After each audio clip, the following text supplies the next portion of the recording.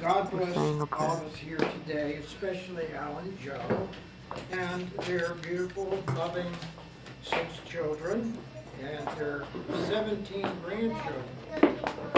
And we bless and hope that they all have a healthy and happy life. And amen. Amen. Amen. Now this is all about all your family way back.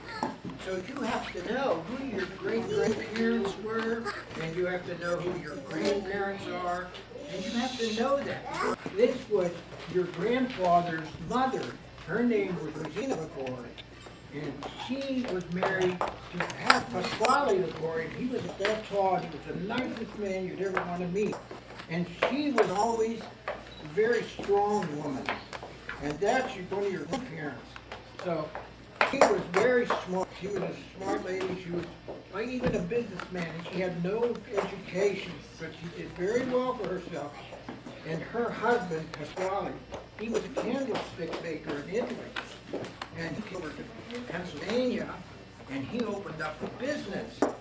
And that business, her grandfather took over the business when her husband died.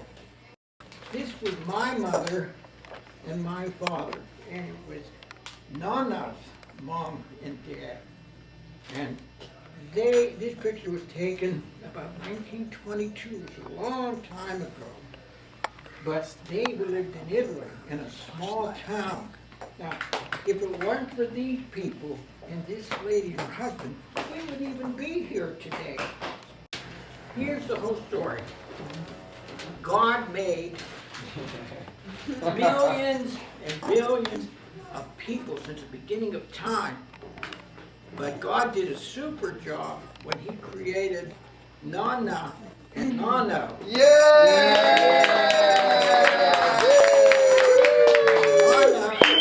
Nana and your Nano had 6 beautiful children. And that's how they thank God. So they had 6 children. And then those 6 children had 16 grandchildren. Now, this picture was taken in 1922, and they were living in a small town in the mountains of Italy. And the town's name was St. Angelo, which reminds me of Angelo. Where are you? Yeah. So they lived in this town. Now, it was like a mountain town, and the people raised their own chickens, they raised their own cows for milk, and they raised goats for milk, and they would raise their own plants, fruit, all their vegetables. So they ate very well. They always had fresh food, fresh milk, fresh vegetables, and they were very healthy people. The same with Rosina. She was a very healthy lady. So in 1924, something happened to Carmela and John Luigi. They had their first baby. You know who that was? Anybody? You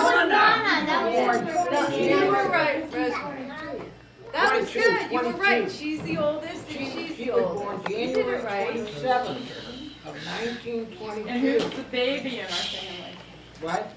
Go ahead. And then about 2 years later, along came another little baby. And you know who that was?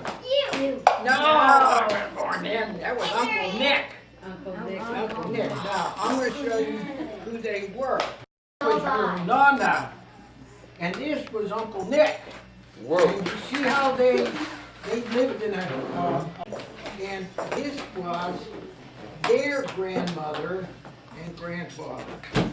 Well, here's another picture to show you what they look like. And that's Uncle Nick. And He looks a little one day, disturbed. Grandpa, this fella came home and he said, we're living here in Italy, but we may have to take a long trip. And he said, but I don't want to go, but I may have to go.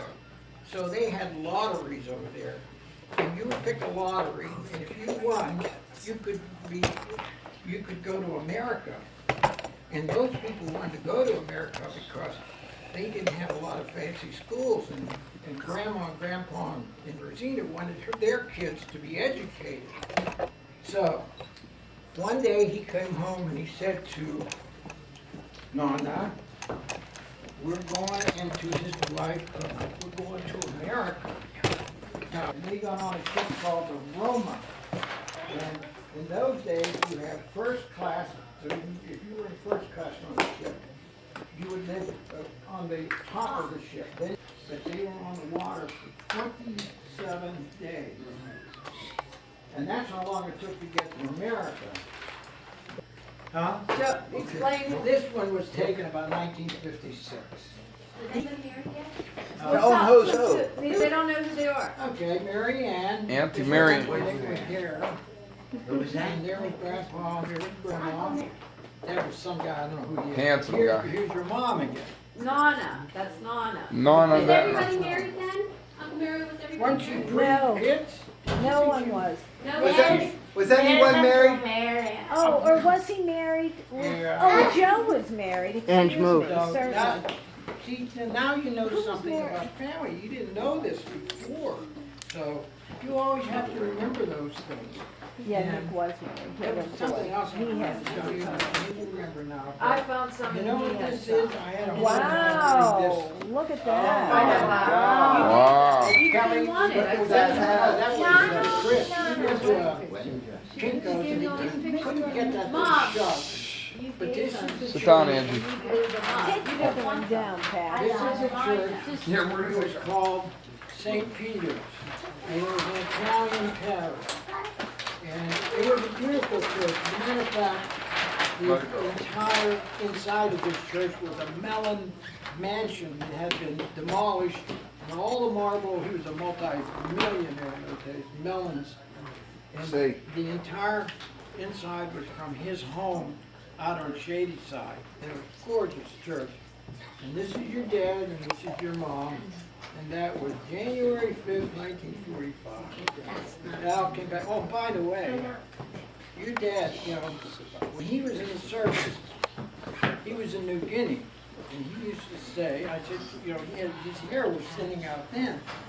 He said that it was the sun in New Guinea that would cause his hair to fall out. And meanwhile, he played, when he was with the Air Force. So when the planes would take off, these guys would play ping pong all day long, and they would knock the sun. So I tried to tell him, I said, hey, listen, I think it's hereditary. You know, when you lose your hair, you don't lose it because of the sun, it's because, you know, it's hereditary. And he said, well, I don't know, but the sun in New Guinea made you bald. So the next question is, when were you in New Guinea? I saw that coming. I was only there for a couple months. We came to Pittsburgh, and I was upset, you know, like any young kid would, because he lost all his friends. But it's almost intuitive that somehow they knew you got to get out of New Kensington. And sure enough, the town just became a ghost town because Alcoa left. Alcoa was founded in New Kensington. Big, huge. And the unions were so tough, Alcoa went to Tennessee. So consequently, even before that happened, I guess Grandma, my mother, and my and dad, somehow, I guess through prayer, must have got the message, get out of New Kensington, because you guys went on that bus trip and you saw it was a ghost town. But, so there was something about prayer that kind of guided us through some really strange things. And prayer got us through the 30s, and prayer got us through The war. moving from New Kensington, which was the best thing that could happen.